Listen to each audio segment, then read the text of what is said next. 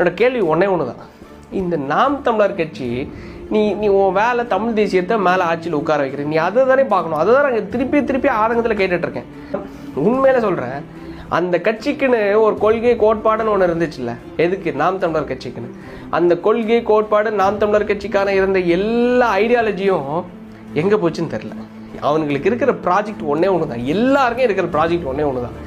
இன்னைக்கு விஜய் என்ன colour dress போட்டார், இன்னைக்கு விஜய் கருப்பு கலர் ட்ரெஸ் போட்டாரா, அப்போ அதுக்கு காரணம் இதுதான் சொல்லிட்டு எல்லாத்தையும் நோட்டை விட்டுருக்காங்க. டே, அடுத்த வீட்டில் பெட்ரூமுக்குள்ளே என்ன ட்ரெஸ்ஸு போடுறான், இன்னர் என்ன கலரில் போடுறான்னு பார்க்குறது தான் இந்த நாம் தமிழர் கட்சிக்கு வேலையா? அதிகபட்சம் 3 மாதம் எலெக்ஷனுக்கு இவங்க பண்ணுற வேலையை பாருங்களேன். கம்ப்ளீட்டாக விஜய் விஜய் விஜய். யோ, இது அரசியலே இல்லை.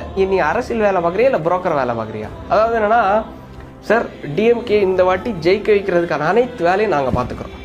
டிவிகே உங்களோட ஓட்டை பிரிக்க போகிறாங்க.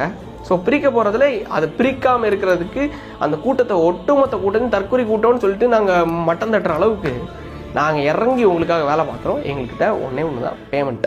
எங்ககிட்ட கொஞ்சம் தமிழ் தேசியவாதி கூட்டம் இருக்குது. இந்த தமிழ் தேசியவாதி கூட்டத்தை வச்சு நாங்கள் இந்த வியூஸ் எல்லாம் வச்சு கம்ப்ளீட்டாக நாங்கள் அடிச்சிடுறோம் அப்படிங்கிற மாதிரி பாவம் தமிழ் தேசியவாதிகளை அடமான வச்சுட்டாங்க. அடித்து சொல்கிறேன், நாம் தமிழர் கட்சி இந்த அளவுக்கு மண்ணை கவுறதுக்கான ஒரே காரணம் வேறு யாரும் கிடையாது, இந்த சாட்டை துரைமுருகன் என்ற ஒரு நபர் மட்டும்தான்.